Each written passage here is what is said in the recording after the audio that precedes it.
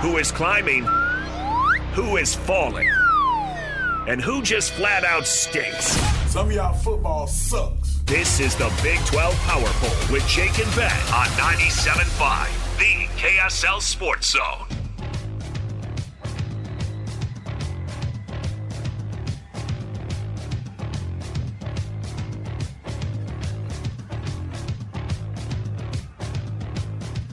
Jake and Ben, 97.5, the KSL Sports Zone. Want to remind you to nominate the youth sports volunteer you know for the Hercules Hero of the Week. Submit your nomination at kslsports.com/contest and listen every Thursday afternoon to JJ and Alex for the winner. Help us celebrate the efforts of those volunteers making an impact with the Hercules Hero of the Week, sponsored by Hercules First Federal Credit Union and Beehive Meals. Our friend David James, celebrity, reached out to us both and says, yes, LeBron's very popular. Yeah. I agree with David. I don't agree, David. I don't think he's beloved like other stars in the NBA. I think even if you took away all of his detractors, he would have more fans than every other player. See, I think I do. I think it's Steph. But anyway, we can leave that in the past. Yeah. I just wanted to mention that I have a celebrity friend who sends me personal text messages. Because you're popular. I'm really not, but anytime David James texts me, I'm telling somebody about it. And I've got a microphone right in front of me. All right, it's time for the Big 12 Power Poll, where we rank all 52 teams in the Big 12 from start to finish, bottom to top. That's why we need a whole segment to do it. All right, who's worst? Starting at the bottom, number 16, Oklahoma State. 1-4 lost to Arizona, 41-13. Does Oklahoma State win a game the rest of the season? They host Houston. They host Cincinnati, at Texas Tech, at Kansas, host Kansas State, at Central Florida, host Iowa State. You're obviously going to circle Central Florida, Kansas State, Kansas as their most likely wins? Here's where Oklahoma State is in my mind. How many can they win this year? I don't care. Honestly, no, they're irrelevant. They're irrelevant. Yeah. Next. Which, yeah, T. Boone Pickens rolling over in his grave. Number 15, West Virginia. Also somewhat irrelevant, other than they have played our local teams in back-to-back weeks, so they have some sense. I don't think we're going to talk about West Virginia a whole lot the rest of the way. I do think Rich Broad makes them more interesting, and he's at least a decent coach, and he showed that, I thought, against BYU, even though they did not come out victorious. But again, how many coaches go back to where they started and have success? Yeah, it doesn't happen often. I'm not sure it's going to happen with Rich Rod either, other than people seem to like him, but this has not been a great start. I do think they got better. They looked better this weekend than they did last week against Utah. Next. Number 14, Colorado. Lost to TCU 35-21. Get to host Iowa State this weekend. We knew this was going to be a very difficult stretch for Colorado, and it continues to be. Yeah, but they keep playing teams tough. Uh-huh. I regret. I did not have them. I had them at 14. If I had to vote again, I'd put them at 13. I'd put them ahead of... well, that's a lot of respect. When You're did right. you make this ballot? Like 20 minutes ago? I would put them ahead of our next team. Also, moving them from 14 to 13 isn't exactly earth-shattering. No, but they play TCU tough. I mean, they haven't been getting creamed. I don't think they're good. All right, next. Who is number 13? That would be Central Florida. They are 3-2. They are above 500. They are the only team in this bottom five that is above 500. They did lose to Kansas 27-20, and they played them pretty tough. But, yeah, Central Florida's not going anywhere either. They started 3-0. They've lost back-to-back games. I think they're going to go on the road and lose to Cincinnati this weekend as well. They are who we thought they were. Cincinnati's an absolute juggernaut. Someone in the poll seems to think that. Next. More on that later. Number 12, Kansas State. 2-4, lost to Baylor 35-34. Again, they've played better in recent weeks after their horrendous start to the season, but they're not stopping the bleeding. Listen, they might actually rebound this season, and I will tell you why. But first of all, shout out to Tyler Huntley, who was able to turn himself from a running quarterback into a throwing quarterback. And the truth is, it just doesn't happen. You know what Kansas State has decided to do? Stop letting Avery Johnson throw. Yep. And he's just running, and they're a running team. And unless they get truly one-dimensional, they'll be better because they're not asking him to be a quarterback anymore. Again, be careful what you wish for. They had Will Howard at Kansas State. They let him go, and he probably got paid a ton of money by Ohio State. But to go play at Ohio State, because they had Avery Johnson, they thought, we've got this ace up our sleeve. Young kid who might be better than Will Howard. Well, Will Howard, I believe, went and won the national championship, right? And Avery Johnson is now 2-4 and is pretty one-dimensional and has certainly not evolved, I think, very astutely, like you're saying, the way guys like Tyler Huntley have, which is pretty rare. Next. Number 11, Kansas. 4-2, maybe the most unremarkable team right now in all of the Big 12. Just kind of middle of the pack. Kind of blah. 4-2, beat Central Florida 27-20. Going to get crushed, I think, this weekend on the road at Texas Tech. I just think that's going to be who they are. I think they're 6-6. They're going to win one week, lose the next, and it's not going to be a whole lot to write home about. I think you're going to win this weekend. You think they're going to win on the road at Texas Tech? I do. That would be a great win for the Jayhawks. They did it last week. Maybe double digits. Excuse me, they did it last year. They went on the road and beat BYU and really changed the outcome of the conference. I'm thinking like 14, 21 points, something like that. Well, okay. Next. I'll hold you to it. Number 10, Baylor. Beat Kansas State 35-34. The difference between Kansas State and Baylor, though I know it's just 1 point, really probably is about that. It's not a whole lot separating these two teams. It's the danger of falling in love with your head coach or with what your identity as a team. It's probably a little bit fluky one year to the next. Yeah, they're still 4-2 though. They're alive. There. Yeah, if they could put it together. I don't know if I'm believing it. All these teams are in the middle are somewhat unremarkable, even though most of them have a chance still. Next. Number 9, Arizona. Now we get into the run of 9 teams that have 1 loss or fewer in the conference, and I think it gets pretty difficult to rank. They were 8 last week. They dropped to 9, even though they beat Oklahoma State. But that is the point. There are some good teams behind them that are also winning games. They are taking on BYU at home this weekend. By far the most interesting BYU game this season, though I do think BYU still beats them. I think BYU goes on the road and wins this weekend. Man, I'm not so sure. More than I don't know what Arizona's all about. I agree.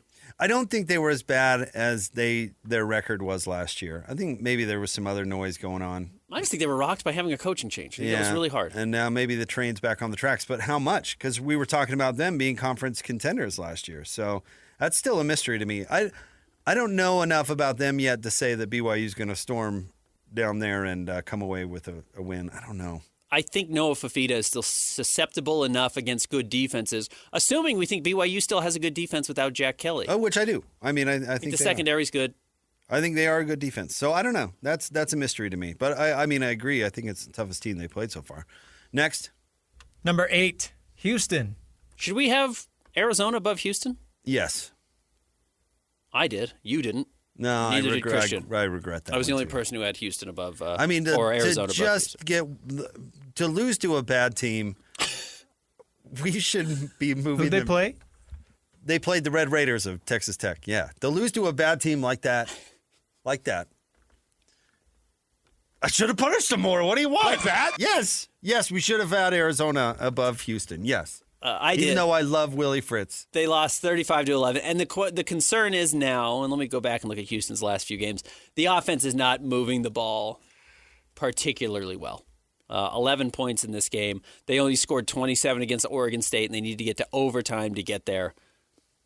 It's not been awesome, and I don't think even at any point this season they have the big, we poured on 60 points, which teams tend to be able to do early in the season. They scored 27 against Stephen F. Austin. They scored 35 against Rice. They scored 36 against Colorado, 27, like I mentioned, and then 11. Yeah, I think it's probably a bad offense and a pretty good defense. Next. Number 7, TCU. Beat Colorado 35-21. They're pretty good. They're fine. I'm not counting them as a contender. They're one of these other teams in this group that I would actually cross off the list, push comes to shove. You like everybody else who's higher up a little better. I do. Okay. I don't know if I'm sold on any of these teams. That's the hard part about all of this. So I don't know. TCU has as good a chance as anybody. I mean, we watched. I know we're going to get. In fact, let's get to the next team. I'm going to put TCU on upset alert. I think they go on the road and lose at Kansas State. Next. Noted. Number 6, Iowa State. But the point is, they got dump trucked by Cincinnati, And was 38-30. It was a one-score game. it wasn't that close. Really, yeah. Up until the end, they came back. It wasn't. It did that not close. feel close ever. It wasn't. And I know that Iowa State's defense got better in the second half and blah, blah, blah. Cincinnati ran over them. They ran for 270 yards. The issues so that Iowa State was supposed to have were not the problem in this game. So I'm not giving Iowa State any better chance than TCU. Okay. And we can get to Arizona State. I still don't know what Arizona State's all about. I'd feel more confident picking Utah over Arizona State than I would BYU over Arizona. Really? Is Cam Scatteraboo suiting up for Arizona State? He's not. So I don't think Arizona State's as good as they were last year. No, I don't. And I think Arizona is better than they were last year. I think that's fair. I still don't know if that means it closes the Now, gap. Utah cannot win at home, Correct. which is weird. And it's going to be in the middle of the night, right? And a rainstorm. Is it going to rain on Saturday? Yeah. Well, So I don't know. My point is, if we want to say TCU, I don't feel confident in them. I don't feel confident in Arizona State, Iowa State. I don't feel confident in anyone but the mighty Bearcats of Cincinnati. Iowa State 5-1, coming off a loss to Cincinnati on the road at Colorado this weekend. Next. Also very injured, too. And injured, yeah. Number 5, Arizona State. Coming off a bye week, getting ready for Utah on the road. Kenny Dillingham talked about how dangerous Utah's run game is, specifically with Devin Dampier. And yeah, if it's rainy and it's cold, and it probably will be, and it's ugly, and it's the middle of the night. It's not the middle of the night. Is it a 6:15 game or is it an 8:15 game? I thought it was late. What is it? You might be right. 8:15. Good luck, Christian. That's a tough environment for Utah also.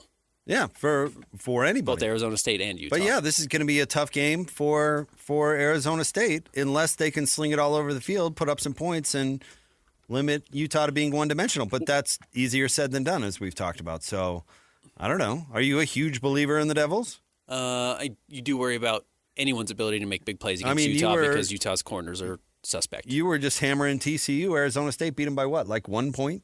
Yeah, it was last week, 2 weeks ago, 2 weeks ago before the bye week. So, I don't know. And had to come back to beat them. Next. Number 4, the mighty Cincinnati Bearcats. Do you want to explain your ranking? What? You had them at number 1. I know. You wanted the Bearcats at the number one overall team. Why would I explain my ranking? Why don't you explain yours? Why are you guys jobbing Cincinnati? Because they were 9 last week, and I didn't think they deserved to jump 9 spots. What does last week have anything to do with it? Well, it's a power poll. They ran over Iowa State, the number one. They took down the king. They took down the number one team, smacked them in the face. I don't care what they did against Nebraska. Is this a non-conference power poll or a Big 12 power poll? I had Cincinnati numero uno. I think you guys lowballed them. Why don't you have any love for the Bearcats? What's your problem? Because Iowa State has the issues that we thought they may have, which is the offense is okay, which is always the case with Matt Campbell teams. And, yeah, you run into the type of team that can put up some points, especially against an injured secondary. And, again, I know they were able to run the ball all over Iowa State, which was impressive. But, yeah, Cincinnati jumped up 4 spots as a result. Yeah, the corners didn't even matter. Cincinnati ragdolled them. No, it was a great win. It's one of the best wins, if not the best win in conference this season. Maybe Texas Tech on the road at Utah is the best win, but Cincinnati, Iowa State was very good. Put them up number 1. Next. Number 3, Utah. Cincinnati does still have a loss, which is one of the reasons why I'm happy to ding them. But you're right, it's not in conference. Utah, number 3, I had the Utes at 4. They were 4 last week, coming off a bye week. Yeah, I don't know. They didn't do anything to move up or down, in my opinion. The good news for Utah, those injuries that they did suffer against West Virginia, while numerous, were not season-ending. That's the positive coming out of the bye week for Utah. Okay, next. Number 2, BYU. 5-0, beat West Virginia. It was not the most inspiring win. Again, I've probably got more questions about BYU as an entire unit than I did 3 weeks ago. But I didn't think they played awesome against Colorado. I didn't think they played awesome against West Virginia, but they got the wins, and they're 5-0, and that's hard to do. Yeah, I don't know. I've told you this. I'm not going to get into the weeds and nitpick. Did they play awesome or not? I'm just not. I mean, if you want to with the defense, I'll come along with that. But with a freshman and that type of situation, I just don't know. I don't think BYU is going to beat teams by looking awesome on offense. I just don't. That's not how they're going to win. That's not why they're good.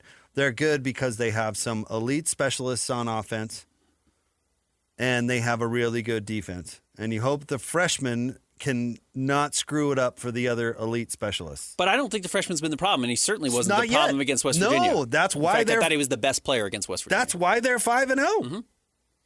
But I don't know if that's going to continue. Yeah, that's the big question. Now, again, the reason we are nitpicking is because they are number 2 on this list. They are 5-0, and what separates them from the other team on this list that is 5-0. But that's what BYU is all about, is the record. I mean, that's what I guess I'm saying is evaluate BYU on the record in a similar way to Iowa State. Usually, you just got done making the point about Matt Campbell. I mean, that's going to be BYU's recipe, and Utah's too, for that matter. Yeah, for sure. Next, Number 1 and a new number 1 in the Big 12 Power Poll, Texas Tech. overrated. I think they are the only team that is not like Utah, not like BYU, not like Iowa State. I think they're going to be able to beat you a lot of ways. I think they can beat you defensively. I think they can beat you offensively. I think they can break off big plays, which they've done, and then they can show you that they can really stifle the run too, which is impressive. Not a lot of teams, I think, in college football can do that, and Texas Tech can do it. Certainly not a lot of teams in the Big 12 can do it. In fact, I don't know if anyone can do it other than them. Yeah, call me when they beat somebody. They beat Utah on the road. Top 10 recap. Number 10, Baylor. Number 9, Arizona. Number 8, Houston. Number 7, TCU. Number 6, Iowa State. Number 5, Arizona State. Number 4, Cincinnati. Number 3, Utah. Number 2, BYU. And number 1, Texas Tech. I think we got it right on. Cincinnati might be a little high, but we'll see. That was a great win against Iowa State. I did not see that coming. Texas Tech's way too high. We've got Coach Mickey Mental, head coach at Weber State, coming off a bye week. Speaking of that, coming up next, 975 the KSL Sports Zone. Whether it's the Jazz, Utes, Cougars, or Aggies, these guys have got you covered. Time to eat, fellas. You're locked on to Jake Scott and Ben Anderson 1, 2, 3, move it. on 97.5 the KSL Sports Zone. Jacob Ben, 97.5, the KSL Sports Zone. It's time to talk a little Wildcat football. Go ahead and hit it, Christian. It's time to catch up with the head coach of the Weber State Wildcats, Mickey Mental, presented by Belliston Jewelry on 97.5 the KSL Sports Zone. That's right. His appearance on the show is brought to you by our good friends at Belliston Jewelry. He's the head coach at Weber State. Mickey Mental with us here on Jacob Ben. What's going on, Coach?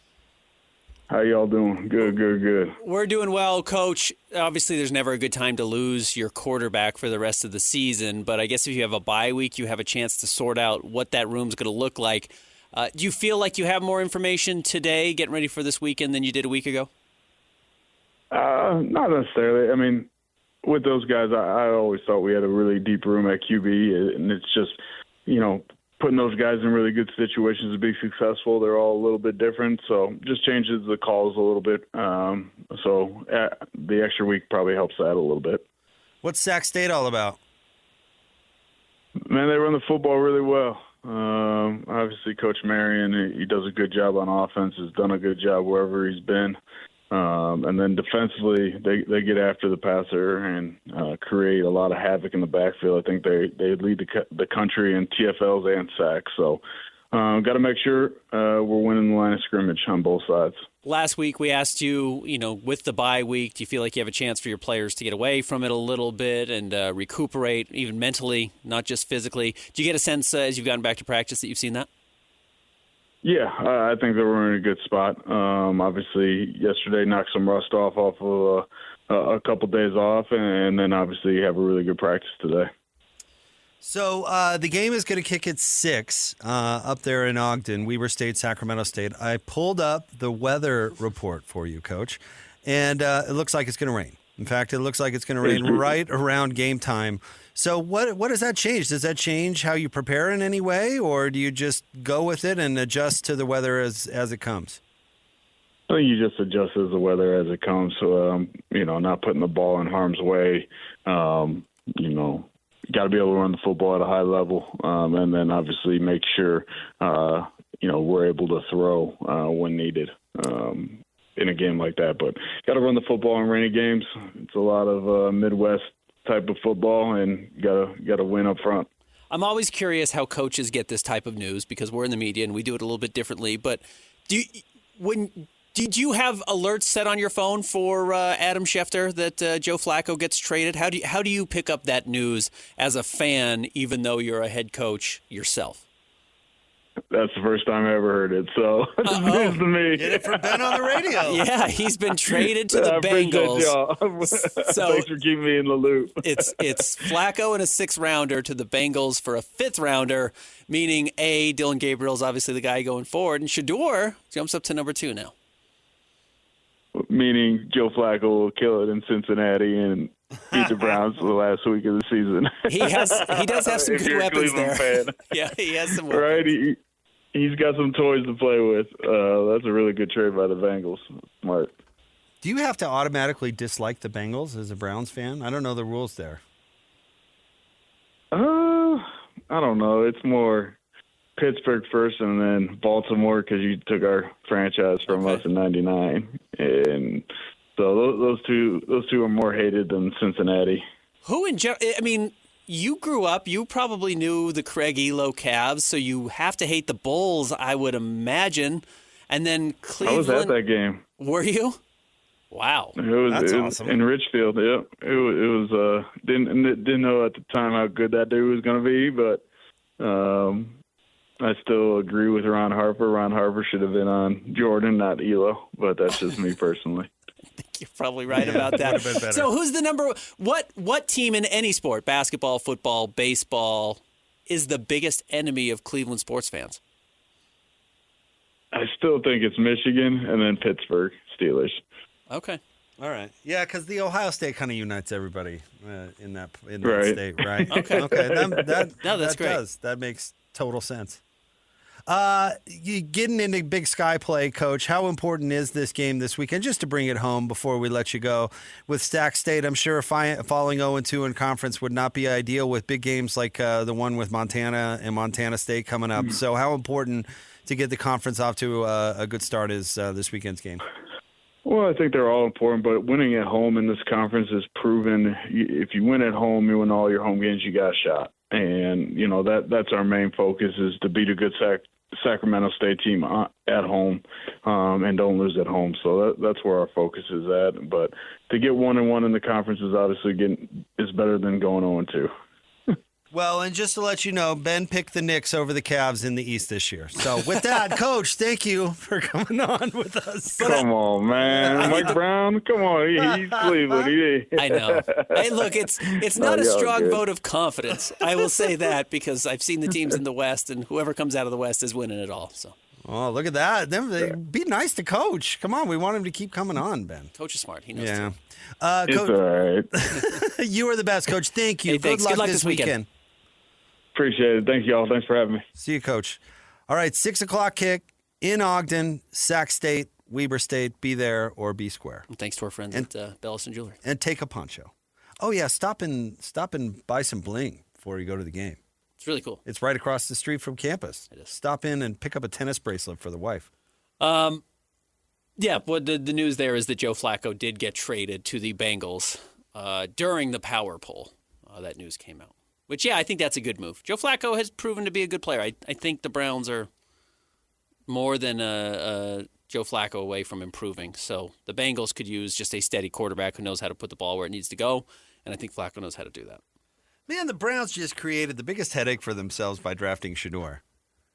Because now he's second string, so now the clamor for Shador to play gets even louder. And Dylan Gabriel has already, made a comment alluding to the fact that he's irritated by the whole situation. And Dylan Gabriel played well. But, yeah, he's going to have a bad game because, like we've talked about with Bear Bachmeier, Yeah, with rookies. first-year players are going to struggle at some point. Inevitably. Everybody does. And when that happens, people are going to start calling for Shador, and those calls are going to get really, really loud. But it's a good trade for the Bengals. He's right. I think Coach Mental's right about that. Yeah, and to this day, I don't understand why the Browns drafted Shador after drafting Dylan Gabriel. It's not really fair to Dylan. I think Or Shador, the kinda. rumor is the owner stepped in. Yeah, Well, the owner it might be the worst owner in the NFL now that Dan Snyder's gone. What's his name? Haslam? Shador not wanting to go to the Ravens is pretty perplexing to me. Well, why would he? He's not going to play there. Well, did he think he was going to play anywhere? Yes, I guess he maybe thought he was the first-round pick. And then once he wasn't, and they were going to draft him in the 4th round, and he said, "Don't draft me." Shador will tell you he still thinks he's the best quarterback in football. And he actually, to your point, he may end up playing in Cleveland this year. In fact, we set the over/under at a half game, and Christian and I both took the over. He will start. Well, irony, he would have played for Baltimore too. But he would have. But he's never going to usurp Lamar Jackson. He's just not. Right. And that's what he's thinking. He's like, he can play as well as he could possibly play. They're not going to pick him over the MVP. There's never a pathway for him to be the long-term starter. No. And there is in Cleveland.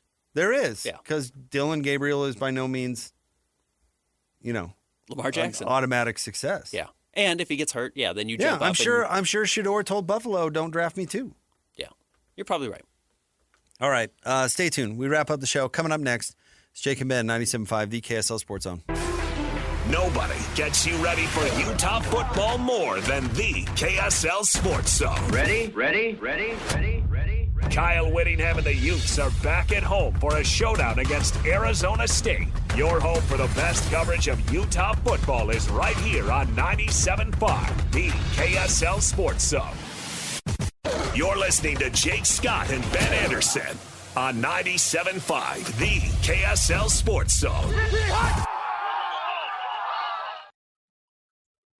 Two amigos on the airways, talking sports. They got him Matrix and also loves his tie-dye. Ben's got style with his scarves. Oh my. Jake and Ben, 97.5, the KSL Sports Zone. This segment is brought to you by our friends at Peach Doors and Windows. Amazing home transformations begin with Peach, where 5-star reviews are the norm. Call them today for your free in-home estimate, 801-566-1255. Peach Doors and Windows. It would have been very frustrating if yesterday you saw LeBron announce that the decision of all decisions was coming on October 7th, which is today, at 10 a.m., thinking that this was going to be his last season.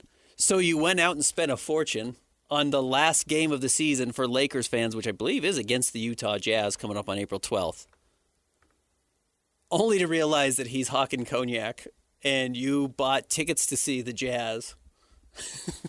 Might be the worst team in the West. The tickets went from $85 to like $470. And that's on average, meaning the lower bowl seats went from normally $700 to $2,500, $5,000. Some idiot yesterday, and they probably have the money to spend, but probably some idiot who doesn't have the money to spend yesterday thought, I'm doing it.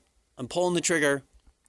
I'm spending $8,000 on a pair of tickets to go see LeBron's last game. And I guess technically it still could be, but they feel pretty sheepish this morning that they could have spent, it was a good bottle of cognac, cost $80. Uh-huh. Instead, you spent $8,000 on Jazz tickets. That might turn me off if I'm a LeBron fan. Oh, I think they deserve it for being LeBron fans. If I hope you lose all your money. I hope you spend your money on tickets and the cognac. If you're betting on futures like that, yeah. Like that. That was probably That was a very that was very quiet like that. Yeah, you probably deserve it. Yeah, good. Enjoy that meaningless game against the Jazz. I hope you spent $5,000 for it. Coach Mickey Mental being at the shot, not the shot. The Craig Elo shot. Yeah, not over the, Craig Elo. Over Craig Elo, not the MJ over B. Russ, but Jordan over Craig Elo, which was probably the first great shot. And not his first buzzer beater, but the first memorable shot, and Craig Elo collapses like a cheap tent. Christian Michael Jordan's considered by some people to be the greatest basketball player of all time. Played before your time, but you only know him as a Wizards player. But he actually had a good run with the Bulls for a while there. I think that play is actually an example of the power of the visual medium. I think that's one of his most popular moments because of the fist pump and the collapse of Craig Elo and how that played out on TV. That became that moment. The you know cinematic what I mean? quality of that shot is as good as sports Right. gets. And the reaction and all of that, it's iconic because of Ben, the raising of the flag at Iwo Jima. Mm-hmm. Have you ever seen the video of it? And actually, it wasn't even the first time they did it. It was a recreation. It was a right? recreation, and the video of it is really just a few guys pushing the flag up. It's cool. It does not hold the same power. It doesn't grab your emotions or whatever. Yeah. But the picture, where you look at the picture of everybody pushing that flag up, it's like awe-inspiring. You know what I mean? It is. Like, that was a big moment. But that wasn't even the conference finals, right? No, I think it's the first round. It was not. Michael played in way bigger moments. Yeah, that was to get out of the first round of the playoffs. Like, right. Stockton did that to the Sacramento Kings. Like, not that big of a deal, actually. But the shot, Elo's response, the celebration, that's what made that such a big moment, which is kind of weird, right? Like, I bet if you said Jordan buzzer beater, people might think of that more than the Brian Russell. I think it's one of them was the finals, and it was Jordan's last shot as a Bull, so it has some context built into it. But no, like the cooler shot, shot both in the basketball field goal and the way it was shot by the cameraman is so much better. Yeah, it's awesome. It's very, very cinematic. It's really amazing. So it's kind of funny, like, and this is a horribly negative example of what I'm talking about, but Ray Rice did not even get suspended, I don't think. Maybe he got suspended a little bit after reports of his domestic violence. A couple of games, yeah. Something like that. Okay, I think you're right. I think it was a couple of games, and everybody else was moving on. And then the video of the situation got public, and everybody's like, well, this guy should never play again. Right. I mean, it really is the power of the visual medium. I think that's why that shot is viewed so big. And why it's crazy that Mickey Mento was at that game, because it's not like it was a finals game. It was a random playoff game. 1989, yeah, some random game. So, good for Coach Man, Mento. Coach must have been young. He must have been young. I don't think he's our age. No, he's not that. He's right about Ohio sports, though. It's very divided, except for they all love Ohio State. Yeah, that would make sense. I wondered if they didn't like Cincinnati, though. You know, like opposite sides of the state, like we're not a big fan. You know, like San Francisco doesn't like L.A. Not to run Coach Mental. We appreciate that he comes on, but pretty brutal to your hand to be dealt. You have two NFL teams. It's the Browns and the Bengals. And the Bengals, the Bungles and the Browns. It's like, what? You couldn't give us one good team? Well, the Browns weren't always terrible. No, they weren't. And actually, the Bungles weren't always terrible either. No, they had some Super Bowl runs. Like the Boomer Esiason, Icky Woods. Chris Collinsworth. Yeah, those were there. And, well, we're speaking a foreign language to Christian here. Yeah. But no, you look across, it's like... Who was the Browns quarterback that was pretty good that his dad ripped him off? Bertie Kosar. Imagine ripping off your own son. Yes. I'm betting on it. If Oliver hits it big, is like a pro football player or something like, are you going to drain that bank account? Every chance I get. Absolutely. Do you remember all the things I did for you? Do you remember how much math homework we did together? I need a Ferrari. I'm not asking. And I'm your manager, so I control the bank account. I take 50 points. Controls his bank account now. I'm just never going to let that stop. That's a real sad story, actually. If you don't know that Bertie Kosar story with his dad, it's truly an awful story. Yeah. He was a good quarterback, though. Yeah. Okay, you wanted to get to this Cardinals coach, Christian? We can. What is his Gannon, right? What's his response? Is because he yelled at the running back who dropped the ball, right? Amari DeMarcado drops the ball at the goal line. Jonathan Gannon runs up, yells in his face for 5 or 6 seconds, which coaches yell in faces. It's part of the process. And then he hits him, which obviously you cannot lay your hands on anybody. It's part of the reason why Urban ended up getting run in Jacksonville, and Gannon might be running into that same situation here. I don't think he's going to get fired from it. What I don't believe is you have the whole audio of his response to it.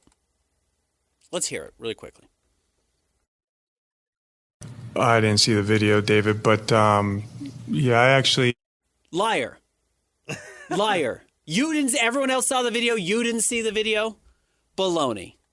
You said you woke up the next morning feeling bad about it and you didn't see the video. You saw the video. It's why you're apologizing for it right now. Had it not been caught on video, you wouldn't have said anything about it. The fact that it was caught I didn't see the video, David. Baloney. Yeah, that's a lie. That might be the bozo of the week. You hit one of your players at the lowest point of his game. And look, what he did was stupid. And I don't mean Gannon. I mean DeMarcado. You can't do that. Everybody knows you can't do that. We've seen it over and over and over. We did a whole segment on it yesterday. But, yeah, man, hitting the guy and then saying I didn't see the video, you got to grow up. You can't be a head coach if that's going to be your cover. That's stupid. That's silly. He's not going to last long. Okay. Also, you lost to the Titans. That's rough. That's rough, too. I did not see the video. Did he hit him in the head? No, he walks up and he's doing like the I'm shaking, I'm so mad, yelling in your face. And then as he walks, he like swings at his chest and like hits him. Like It's like a chest punch right in the pads. Yeah. I think a lot of times we picture Bob Knight hitting a player, and that's not necessarily what it was. Does that make any sense? Like, I actually, for all the reasons to fire Urban Meyer in Jacksonville, him giving a kicker a gentle kick in the butt, I don't think is that big a deal. All right. Oh, see, I don't know. I think it's right on the border of like hitting him, trying to fire him up, and hitting him out of frustration. I would believe that if the second angle wasn't him screaming in his face. The other angle where he's just right in his face, and it's not like, get your head in the game, let's get back in this, I have you, and yeah, you hit him on the helmet, you pat him on the chest. That's not what happened. That was a guy who can't control it and had to hit a guy. No, I don't like psychopath coaches either, but I think oftentimes we're like, he struck a player, like, remove him from this earth immediately. It's sometimes a little more. Like what Bob Knight did was hitting a player. Mm-hmm. Who was it was Ohio State's legendary coach that had to resign because he punched a player, right? Like those coaches really hit players. That is not appropriate, but that's not that. I think that was over the line. I think what we saw from Gannon was over the line. And I do think there is room for, it's a physical sport. You've got a helmet on. You've got a pads on. We know guys grab each other by the mask. We know they tap them on the head. We know they hit them on the shoulders. There is an obvious line where it's appropriate, and I thought that was inappropriate. Christian? I think it's right on the border, honestly. I could see either argument. I think it's... The fact that he had to come out and apologize to the team the next morning behind the scenes and then lie about not seeing the video, I think tells you exactly where the line is and that he crossed it. All right. Yeah. I'm not super upset with it. Yeah. I'm not losing sleep over it. No, I'm not either. I don't think he should be fired for it. I more think it's just people get into the cut and dry language of, he hit a player. I think, yeah, when you hear hit, when you hear punched, it's like, oh my goodness. You think this coach is just punching a player in the face, and that's not really what it was. I mean, I'm not disagreeing with you that the guy wasn't behaving like a lunatic. He lost control. Yeah, right. I'm not necessarily disagreeing, but it's not. He hit a player. I'm curious to what DeMarcado thinks. If he was like, oh yeah, coach crossed the line. What do you think the rest of the team thinks? The coach should have been cutting DeMarcado, not hitting DeMarcado. He should have said, cutting him with the sword? You don't work here anymore. The nice thing is you do have that authority. Not him specifically, but he can go talk to the GM and say, hey, this guy doesn't have it. And we're going to show him how much he doesn't have it by ending his career, not by physically hitting him. And I'm not saying he should be arrested. I'm not saying he should go to jail. But, yeah, there are consequences to this. Yeah. All right. I mean, I think I've hit Lloyd harder than that. Salazar certainly has hit me harder than that. All right, stay tuned.